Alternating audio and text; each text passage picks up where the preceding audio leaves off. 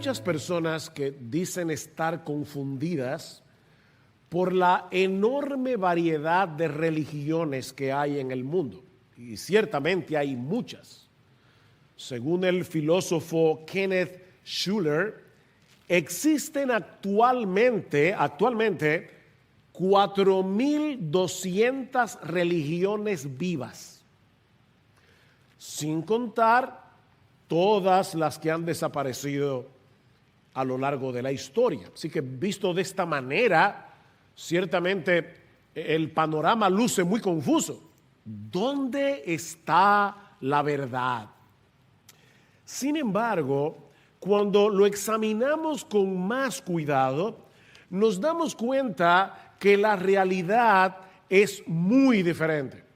Porque todas las religiones del mundo pueden ser agrupadas en una sola creencia común: que el hombre debe alcanzar la salvación, sea como sea que cada una de esas religiones defina la salvación, pero cada hombre debe alcanzar la salvación por medio de su propio esfuerzo. A diferencia del cristianismo, que predica una salvación que recibimos como un regalo de la mano de Dios por medio de la fe. De manera que todo este asunto, que parece tan complicado, se reduce a dos creencias fundamentales, no son 4.221, solo dos creencias fundamentales que se oponen entre sí: salvación por obras y salvación por fe. O estás tratando de ganarte el cielo por tu propio esfuerzo, o descansas enteramente en la obra de Dios a nuestro favor por medio de Cristo. Por supuesto, este principio religioso de la salvación por obras es algo que viene entretejido en la fibra de nuestro ser. Nosotros nacemos siendo legalistas.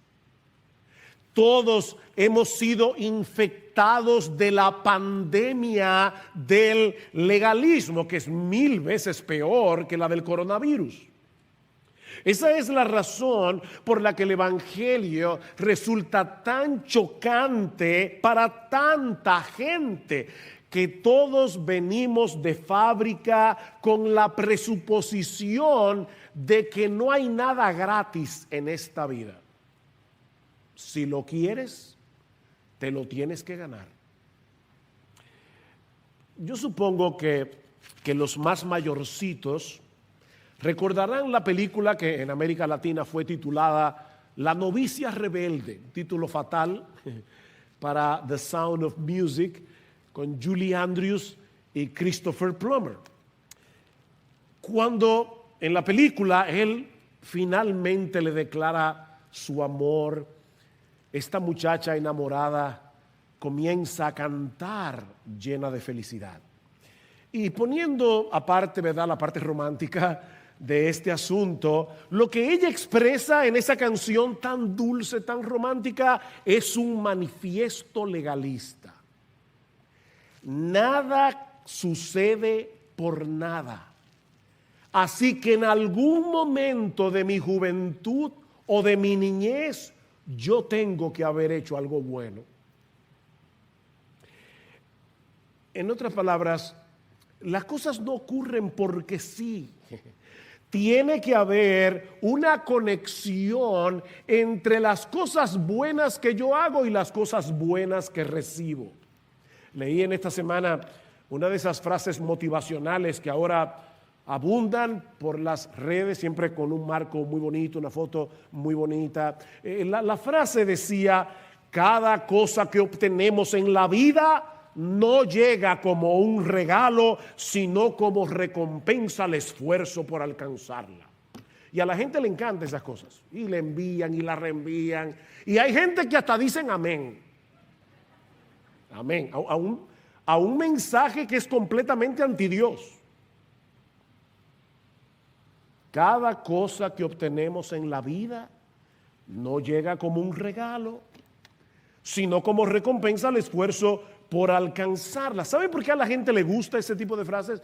Porque fomentan nuestro orgullo.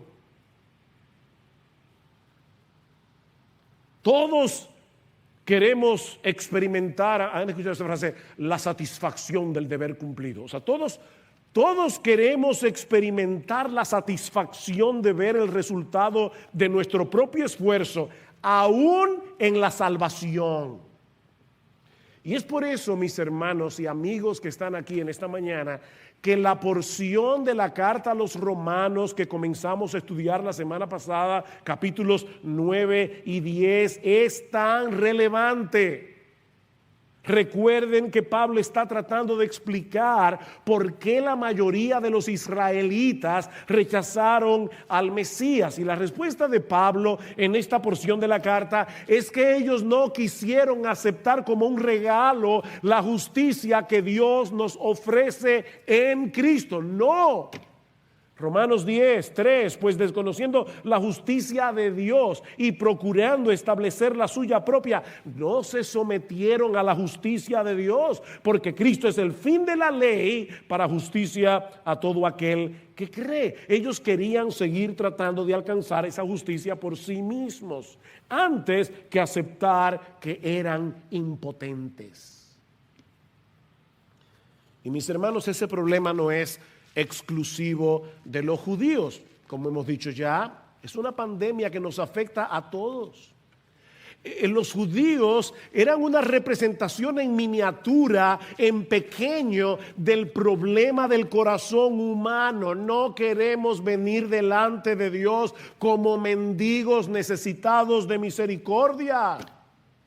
Así que seguiremos intentando llegar al cielo por la escalera de nuestra obediencia. ¿Recuerdan la bamba? Para llegar al cielo se necesita una escalera grande y otra chiquita.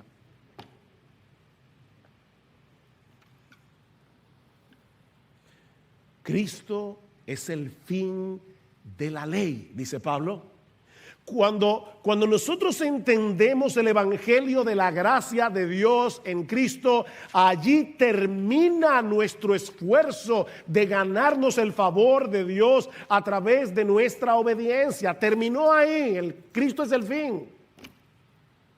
Y de esa manera es que alcanzamos la justicia de Dios. Esa es la paradoja del evangelio. La paradoja del evangelio. Que obtenemos la justicia que Dios requiere cuando dejamos de tratar de alcanzar la justicia que Dios requiere por nuestro esfuerzo. Qué paradójico, ¿verdad? Cuando la aceptamos como un regalo por medio de la fe en Jesucristo. Y eso es básicamente lo que Pablo nos enseña en el pasaje que vamos a estudiar en la mañana de hoy, que es una presentación impresionante del evangelio. ¿Tú quieres aprender a evangelizar? ¿Cómo predicarle el evangelio a los perdidos? Apréndete Romanos 10, 5 al 13. Ahí está todo lo que tú necesitas. Podemos dividir este pasaje en 3 encabezados. Hay por lo menos 3 enseñanzas que nosotros podemos derivar de los versículos 5 al 13. La primera es que lo que era imposible de alcanzar por medio de la ley, Dios lo puso a nuestro alcance por medio de Jesús. Sencillo, ¿verdad? Lo que era imposible de alcanzar obedeciendo a la ley, Dios lo puso a nuestro alcance por medio de Jesús. Vean el versículo 5 otra vez. Porque Moisés escribe que el hombre que practica la justicia que es de la ley, vivirá por ella. Pablo está estableciendo aquí cuál es el principio fundamental de la ley. Hazlo y vivirás. Hazlo y vivirás. Y para demostrar su punto, Pablo cita las palabras de Moisés en Levítico 18:5. Por tanto guardaréis mis estatutos y mis leyes, por los cuales el hombre vivirá si los cumple. ¿Te quieres salvar guardando la ley? ¿Eso es lo que tú quieres? Bien. Solo es necesario que la obedezcas completamente sin violar ninguno de sus puntos a lo largo de toda tu vida. Eso es lo que tienes que hacer. Eso fue lo que Jesús le dijo al joven rico, ¿recuerdan? Cuando vino en Marcos capítulo 10 y le preguntó: Maestro bueno, ¿qué haré para heredar la vida eterna? Ah, tú quieres saber qué es lo que tienes que hacer. Ahí están los mandamientos. Obedécelos. No mates, no cometas adulterio, no hurtes, no digas falso testimonio, no defraudes, honra a tu padre y a tu madre. Tú quieres ganarte el cielo. Bueno, ahí están los mandamientos. Obedécelos. Maestro, todo esto lo he guardado desde mi juventud. Wow. No solamente que es soberbio, sino que ignorante. Maestro, en cuanto a esa parte, no hay problema. Yo voy bastante bien. Tal vez no sacaría un 100, pero una nota lo suficientemente alta como para pasar de curso. ¿Cuál es el siguiente paso? Solo te falta una cosa, le dice Jesús. Ya que vas bastante bien, solo te falta una cosa. Mira, vete a tu casa, vende todo lo que tienes y dáselo a los pobres. Y tendrás tesoros en el cielo. Y ven y sígueme.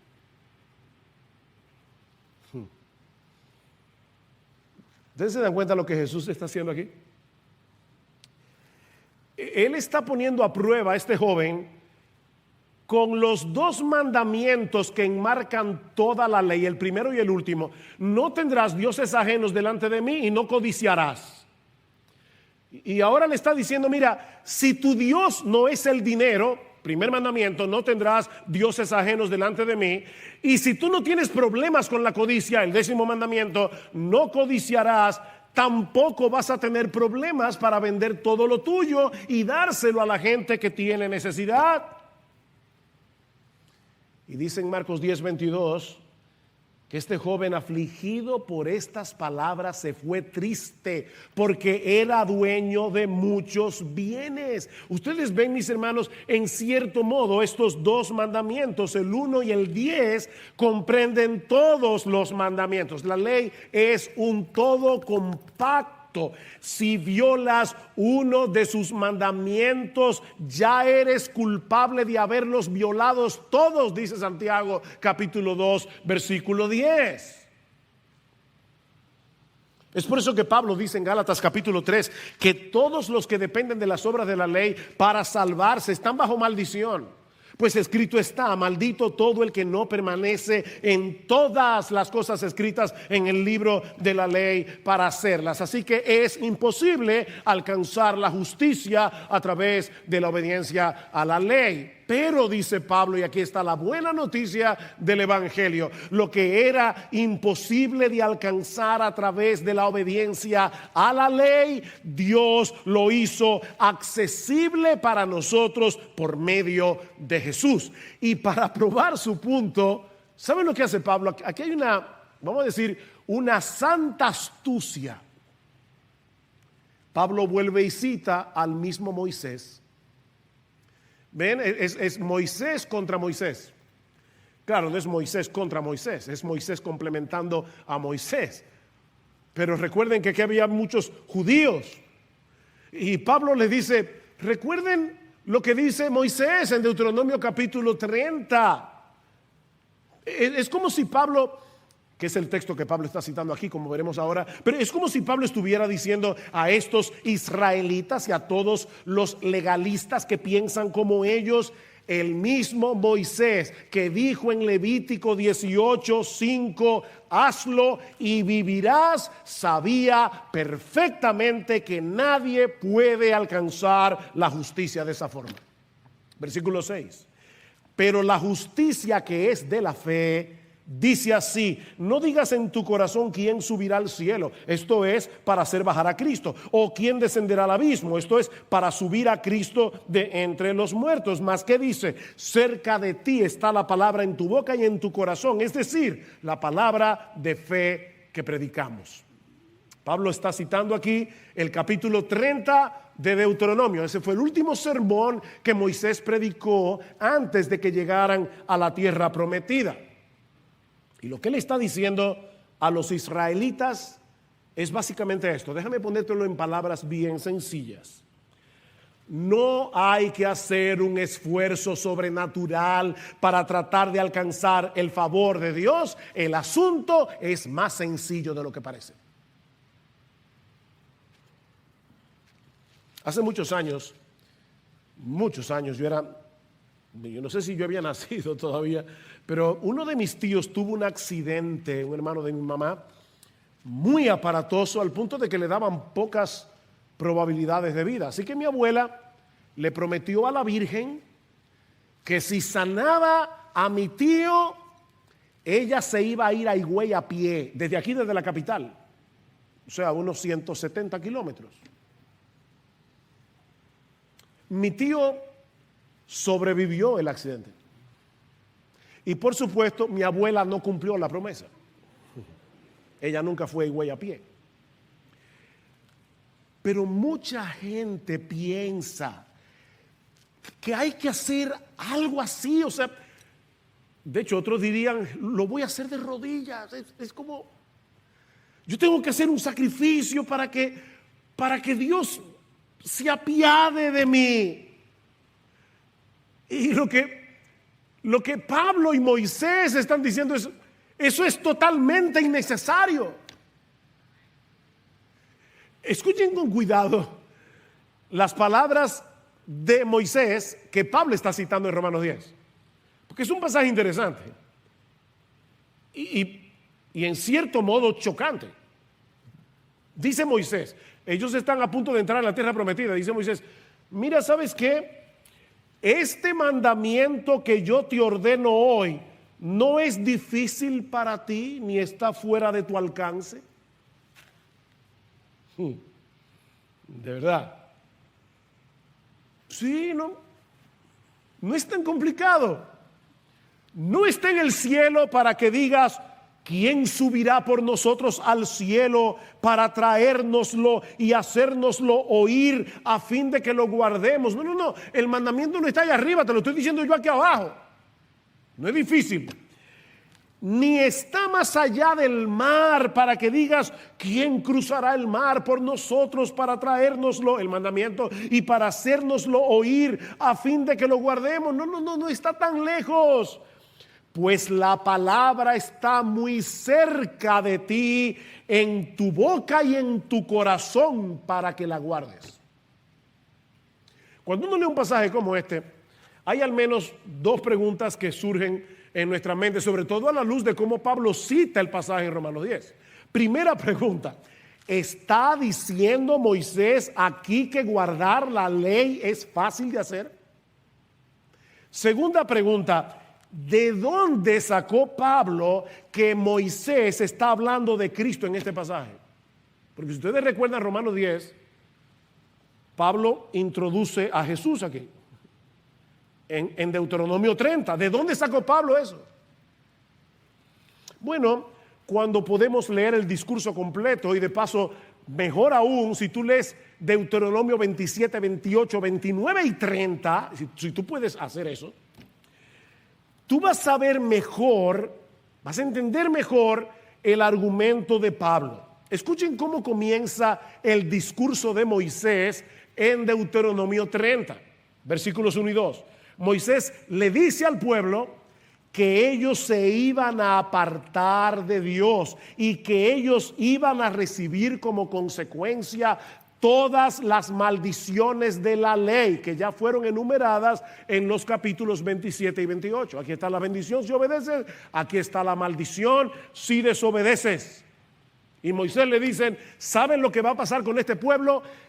La maldición de Dios caerá sobre ustedes por causa de vuestra desobediencia. Moisés está diciendo: no podemos obedecer la ley. Si la salvación dependiera de nuestra obediencia, lo único que recibiríamos sería maldición, no bendición. Pero les tengo una buena noticia, y por eso es que es fácil. Es fácil. Óyeme bien, mi amigo, si tú estás aquí sin Cristo, en esta mañana, Pablo dice: esta palabra está cerca de ti. La buena noticia es que Dios prometió en Deuteronomio 30 hacer una obra a nuestro favor para que podamos andar en sus caminos. Dice en Deuteronomio 36: además el Señor tu Dios circuncidará tu corazón y el corazón de tus descendientes, para que ames al Señor tu Dios con todo tu corazón y con toda tu alma, a fin de que vivas. Y yo sé que este es un lenguaje extraño para muchos aquí, pero la circuncisión del corazón no es otra cosa que la obra que hace Dios en el corazón humano, libertándolo de la esclavitud del pecado para que nosotros podamos andar en obediencia. Eso es la circuncisión del corazón. Y es aquí precisamente donde Cristo entra en la escena, porque Pablo sabe que Dios cumplió esa promesa por medio de la obra de Cristo en la cruz del Calvario. Colosenses capítulo 2, versículo 11: en él también fuisteis circuncidados con circuncisión no hecha a mano, al echar de vosotros el cuerpo pecaminoso carnal en la circuncisión de Cristo. La circuncisión del corazón que Dios le prometió a Israel en Deuteronomio 30 ya la cumplió por medio de la persona y la obra del Señor Jesucristo. Así que donde quiera que Pablo lee en Deuteronomio 30, tienes que guardar la ley, él mete a Jesús. Ya Jesús lo hizo. Ya Jesús lo hizo. Es fácil porque ya Jesús lo hizo. Es fácil porque la parte que era imposible la hizo él.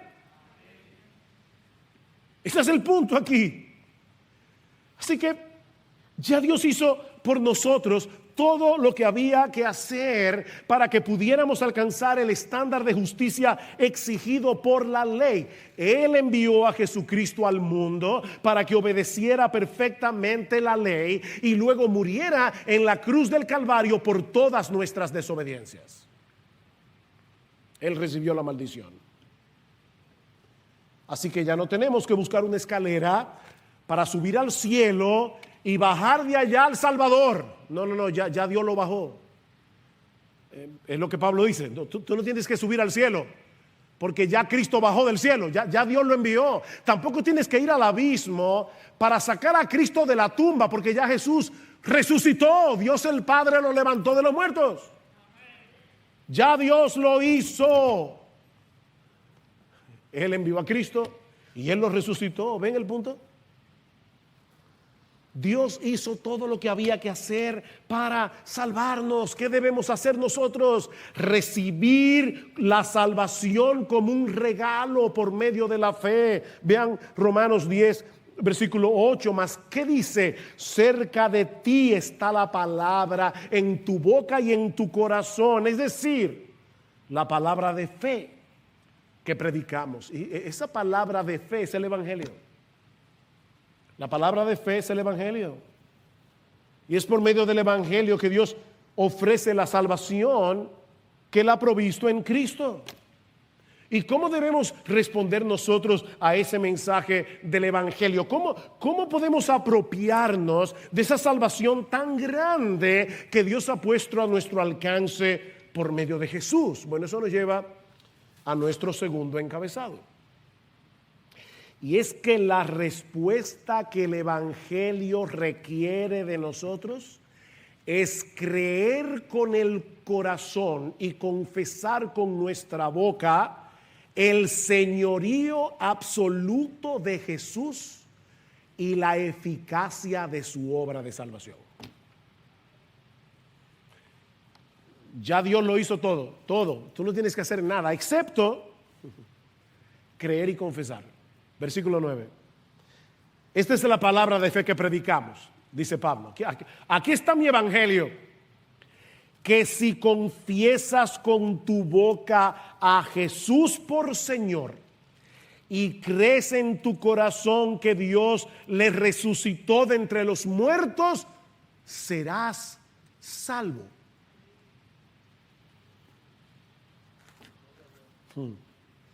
Este es probablemente uno de los textos más citados por los creyentes cuando tenemos que compartir el evangelio con otros, y con razón. Ya Dios hizo en Cristo todo lo que había que hacer para salvarnos. ¿Qué debemos hacer nosotros? Creer con el corazón y confesar con la boca. La fe del corazón es el requisito fundamental. La salvación es por gracia, dice Pablo, por medio de la fe. Pero hay que confesar con la boca. Creer y confesar, no porque son dos requisitos, es uno solo, creer. Pero la confesión verbal es lo que hace evidente la fe del corazón. Ese es el punto.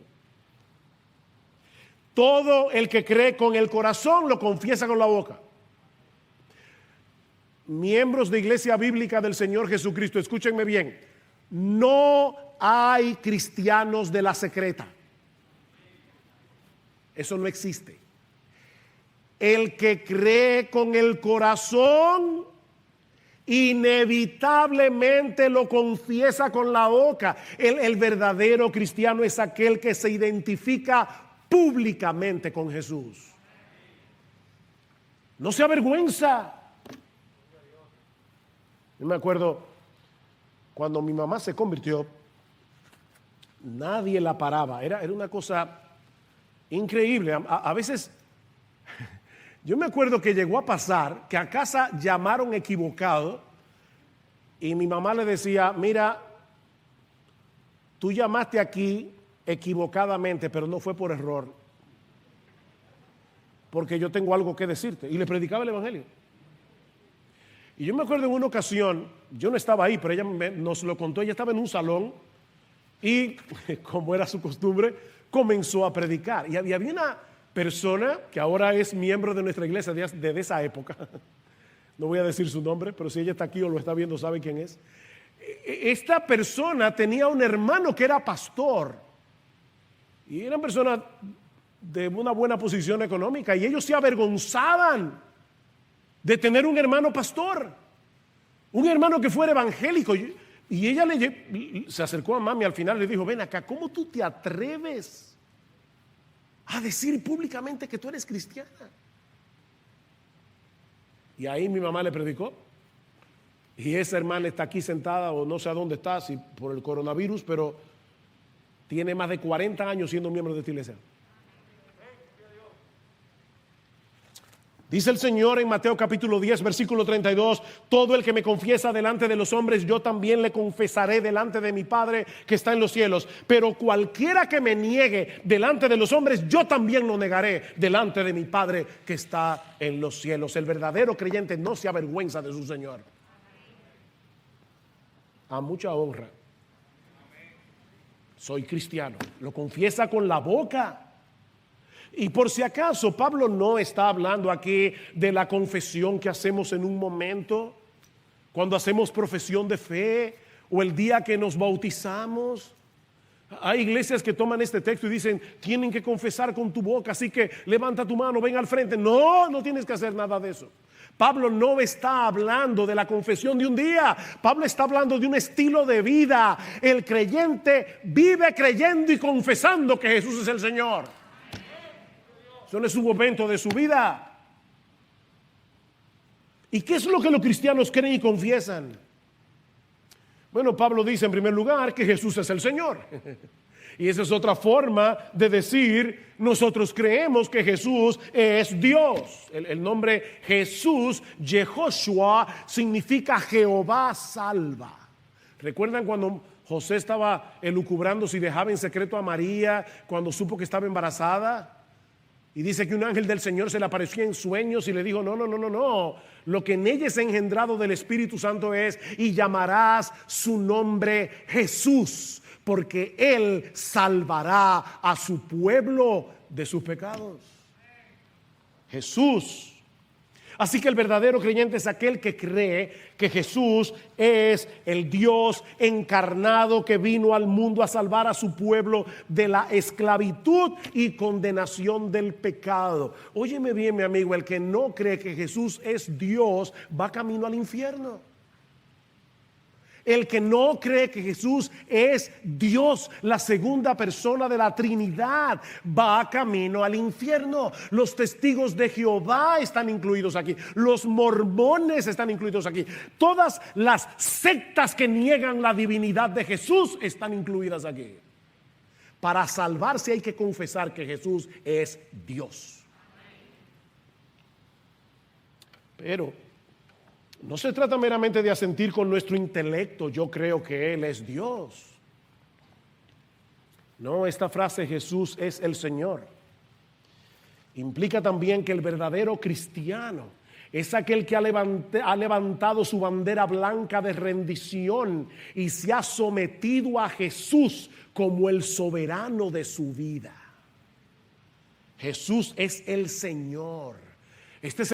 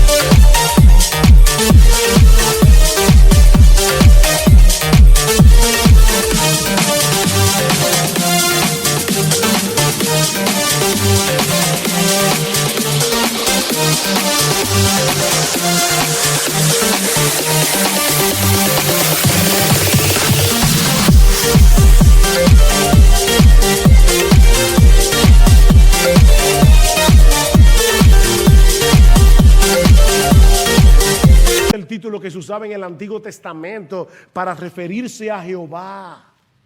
De manera que es otra referencia a la divinidad de Jesús, pero también es un término que significa soberano, amo, gobernante, dueño. Jesús es el Señor. Así como no se puede ser cristiano sin reconocer que Jesús es Dios, tampoco se puede ser cristiano sin someterse a Él como Señor, como aquel que posee plena autoridad sobre todas las áreas de nuestras vidas. Muchos cristianos evangélicos en el día de hoy suelen enfatizar el hecho de que Jesús es nuestro Salvador. Y ciertamente Él es nuestro Salvador. Pero el título que se usa predominantemente en el Nuevo Testamento para referirse a Jesús no es Salvador, es Señor. En el libro de los Hechos es donde nosotros encontramos a los apóstoles predicando el Evangelio. ¿Tú quieres saber cómo se predicaba el Evangelio en el primer siglo? Lee el libro de los Hechos. ¿Sabes cuántas veces aparece la palabra Salvador en el libro de los Hechos? ¿Cuántas crees? 10, 5, 2 veces. ¿Sabes cuántas veces aparece la palabra Señor en el libro de los Hechos? 92 veces. 2 contra 92. Y si lees el Nuevo Testamento completito, desde Mateo 1 hasta Apocalipsis 22, ¿sabes cuántas veces aparece la palabra Salvador en el Nuevo Testamento entero para referirse a Jesús? 10 veces. ¿Sabes cuántas veces aparece la palabra Señor? 700 para referirse a Jesús. El énfasis es más que evidente. Es más que evidente. El cristiano es aquel que cree con el corazón y confiesa con su boca que Jesús es su amo, que Jesús es su dueño, que Jesús es el soberano de su existencia, que Jesús lo compró y ya no se pertenece. Por precio habéis sido comprados, dice Pablo en 1 Corintios 6:20. Por precio habéis sido comprados. Por tanto, glorificad a Dios en vuestro cuerpo y en vuestro espíritu, los cuales son de Dios. ¿Ven? Son de Dios. No te perteneces. Es una contradicción de términos confesar que Jesús es nuestro Señor y continuar viviendo como si nuestras vidas fueran nuestras vidas. ¿Han oído esa frase? ¿Es mi vida? Bueno, un cristiano debe erradicarla de su boca, porque ya dejó de ser tu vida. Ya dejó de ser tu vida. Y mucho menos aquella famosa canción, pero sigo siendo el rey. No. Hay un solo rey, se llama Jesucristo. Él es el Señor. ¿Por qué me llamáis Señor, Señor? Pregunta Jesús en Lucas capítulo 6, 46. ¿Por qué me llamáis Señor, Señor y no hacéis lo que yo digo?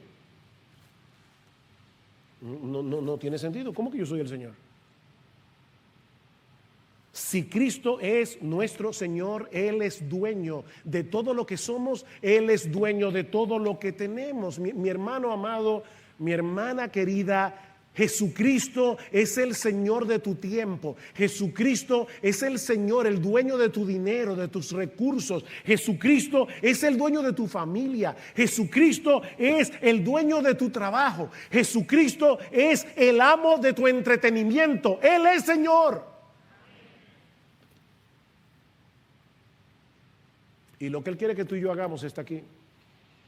En este libro, aquí está su palabra. Esta es su constitución. Y gracias al Señor que esta no la enmiendan.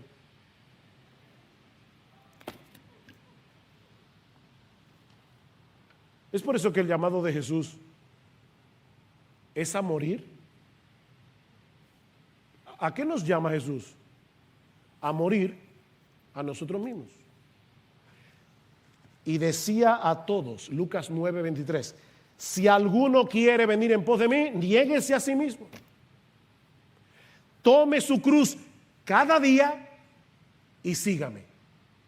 Cada día. Y la cruz, por si acaso, no es ponte un crucifijo. No. Si quieres ponerlo en un lenguaje moderno, es métete en la cámara de gas todos los días y mata tu yo ahí. ¿Y por qué todos los días?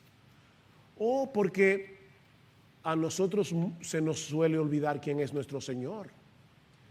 Y tengo que recordárselo a mi alma todos los días. Porque debido al pecado que mora en mí, al egoísmo que mora en mí, al orgullo que mora en mí, yo quisiera muchas veces quitarme los clavos y bajarme de esa cruz. ¿O solo me pasa a mí?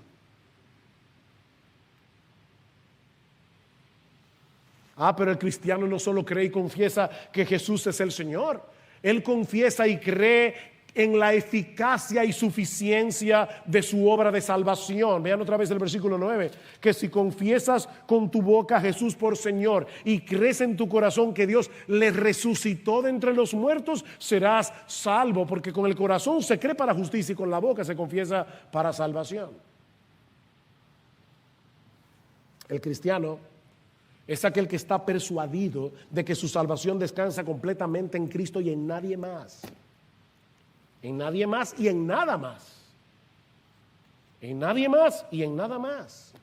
Cuando Dios el Padre resucitó a Jesús de entre los muertos, Él estaba proclamando que nuestra deuda había sido completamente saldada, que ya no tenemos cuentas pendientes en el tribunal de Dios. Consumado es, dijo Jesús. La deuda está paga. Nadie se puede salvar, nadie, a menos que crea de corazón en la eficacia y suficiencia de la obra redentora de Cristo. No, mi amigo, no hay que hacerte misa después que te mueras. Ya Cristo pagó. Un solo sacrificio, dice Hebreos 10. Un solo sacrificio fue suficiente. Ya Cristo pagó.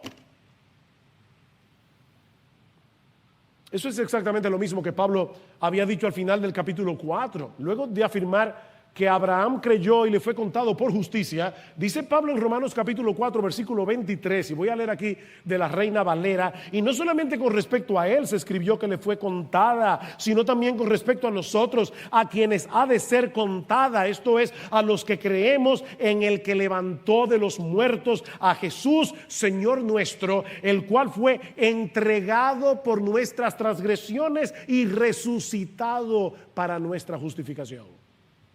Él murió por nuestros pecados y Dios los resucitó para declarar públicamente que ya habíamos sido justificados. Porque el justo murió por los injustos. ¿Tú crees eso? Porque tu fe será contada por justicia. Tu fe será contada por justicia. Al que no conoció pecado, Jesús, por nosotros Dios lo hizo pecado para que nosotros fuésemos hechos justicia de Dios en Él. ¿Tú crees eso? ¿Se dan cuenta, mis hermanos y amigos que están aquí en esta mañana, que no hay que hacer un esfuerzo sobrehumano para salvarse? Solo tenemos que aceptar como un regalo. Óigame, que es un regalo. Aceptar como un regalo lo que ya Dios hizo por medio de Jesús. Y precisamente porque es por fe, está disponible para todos sin distinción, porque es por fe. No es por raza, no es por posición económica, no es por estatus social, no es si tú eres educado o analfabeto, es por fe. No hay que ser un genio para creer. Es por fe. Y esto nos lleva a nuestro tercer encabezado, que veremos mucho más brevemente. Y es que la salvación que el Evangelio anuncia ha sido puesta al alcance de todos sin distinción. De todos. Por medio de la fe. Lean el versículo 11. Pues la Escritura dice, todo el que en él cree no será avergonzado, porque no hay distinción entre judío y griego, pues el mismo Señor es Señor de todos, abundando en riquezas para con todos los que le invocan, porque todo aquel que invoque el nombre del Señor será salvo. Pablo enfatiza la misma verdad una y otra vez en estos 3 versículos. ¿Qué es lo que Pablo está enfatizando? Que la promesa es para todos sin distinción. Versículo 11. Vuelve a citar Isaías 28:16.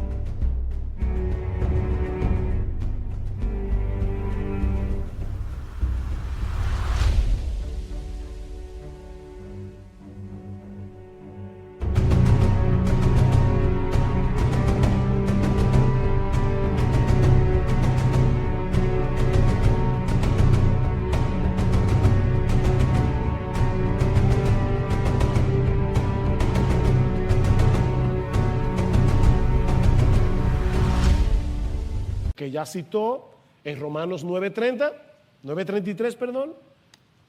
Solo que ahora, escuchen, Pablo cita el mismo texto que citó hace unos versículos atrás, pero esta vez le incluyó la palabra todo. Todo.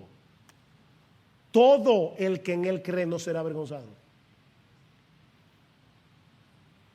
Todo el que en él cree será vindicado en el tribunal en el día del juicio. Dios va a decir, inocente, sin culpa, justo. Versículo 12, dice explícitamente que en lo que respecta al evangelio no hay distinción alguna entre judío y griego, pues el mismo Señor es Señor de todos y abunda en riquezas para todos los que le invocan. ¿Ven la insistencia de Pablo? Todos, todos, todos. Y finalmente en el versículo 13 cita Joel capítulo 2 versículo 32, donde encontramos esta extraordinaria promesa evangélica: todo aquel que invocare el nombre del Señor será salvo. Y es evidente por el contexto que el Señor del que Pablo está hablando aquí es Jesús. Recuerden, si confiesas con tu boca que Jesús es el Señor, todo aquel que invocare el nombre del Señor. ¿Quién es el Señor? Jesús es el Señor. ¿Y por qué yo insisto en eso? Porque el texto de Joel habla de Jehová. Lo que dice el texto de Joel en el Antiguo Testamento es: y todo aquel que invocar el nombre de Jehová. ¿Ven otra vez cómo Pablo insiste que Jesús es Dios? Jesús es la segunda persona de la Trinidad. Y me encantó como alguien dijo esto, que se introdujo en la historia humana a través del portal del vientre de María. La segunda persona de la Trinidad se hizo un bebé para cumplir la ley a la perfección y luego morir en una cruz por nuestros pecados. Y ahora Dios promete en su palabra que todo aquel que clame a Él será salvo. Será salvo. Lo que quiere decir que el que no clame no será salvo, será el infierno.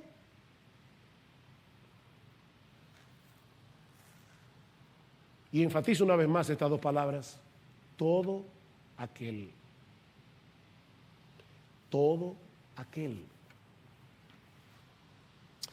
Aquí no dice todo aquel que tenga la certeza de haber sido elegido. Olvídate de eso.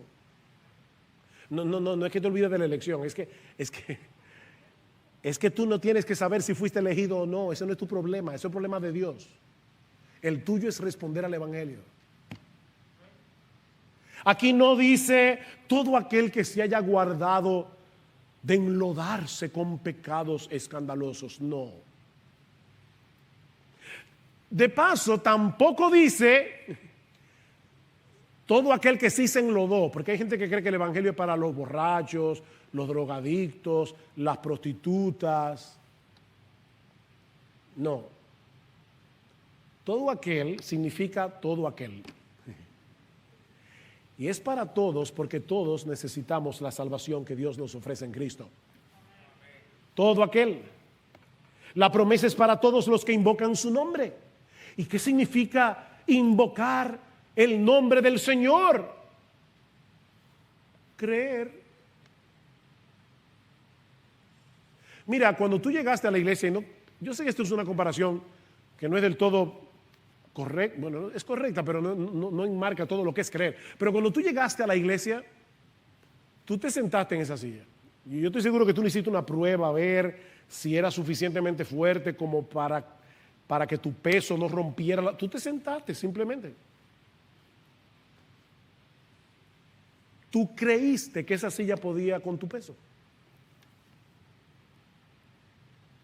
Es confiar, descansar, es creer. Y es evidente que invocar aquí es sinónimo de creer. Si confesares con tu boca que Jesús es el Señor y creyeres en tu corazón, serás salvo. Versículo 11, pues la Escritura dice: todo el que cree en Él, el que cree, no será avergonzado.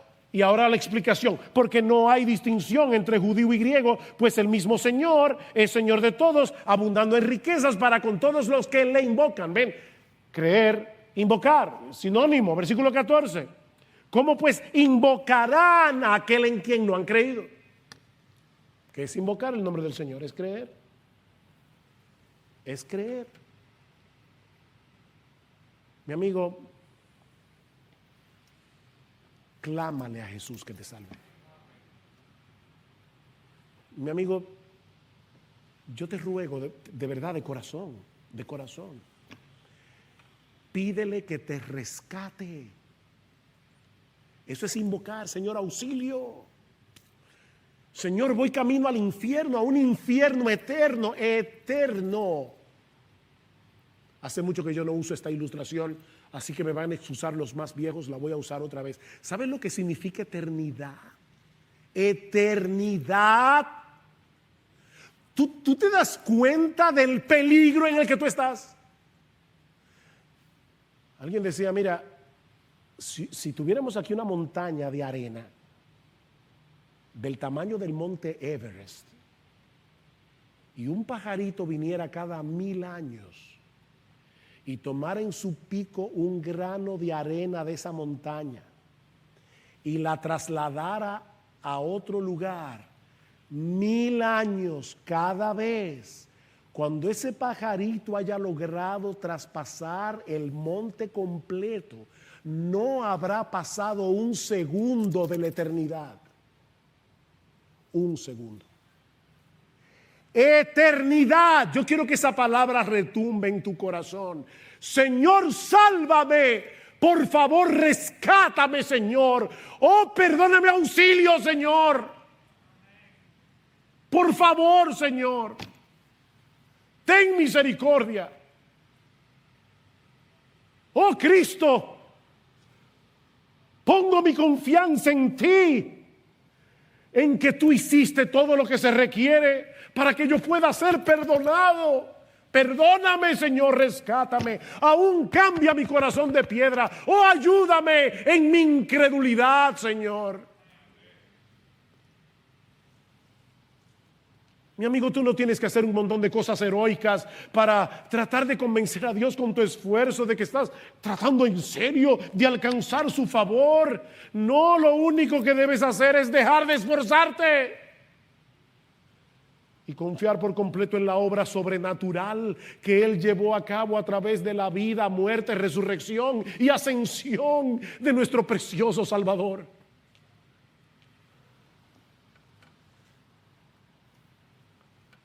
Oí a alguien que decía, ¿tú no necesitas una invitación de parte de Dios con tu nombre impreso? Porque ya tu nombre está incluido en ese todo aquel. La invitación está ahí. Todo aquel. Y Dios no miente, todo aquel que invocare mi nombre será salvo. Todo aquel que invocare el nombre del Señor será salvo. ¿Y sabes qué va a suceder cuando tú clames a Él, invocando su nombre? Que no solo serás librado de las llamas del infierno, sino que todas las superabundantes riquezas de Dios que Cristo merece por su obediencia serán tuyas por medio de la fe. Leo otra vez el versículo 12. Porque no hay distinción entre judío y griego, pues el mismo Señor es Señor de todo, abundando en riquezas. ¡Wow! Gloria al Señor. Cristiano, alaba al Señor. Nosotros somos los herederos de Jesús. Sus riquezas ahora son nuestras por medio de la fe. Abundando en riquezas para todos los que le invocan. ¡Wow! ¡Qué hermoso! Oh, mi amigo, de verdad te lo ruego, pídele a Jesús que te rescate del poder, de la esclavitud, de la condenación del pecado. Pídeselo. Ahora pídeselo. En este mismo momento, por favor, te lo suplico. Pídele que te salve, pídele que tenga misericordia de ti. Clama pidiendo auxilio. Y yo te aseguro por las Escrituras que en este mismo momento todos tus pecados serán perdonados y Dios te concederá como un regalo el don de la vida eterna, solo por gracia, solo por Cristo, solo por medio de la fe. Qué precioso evangelio el nuestro. Qué glorioso mensaje de salvación.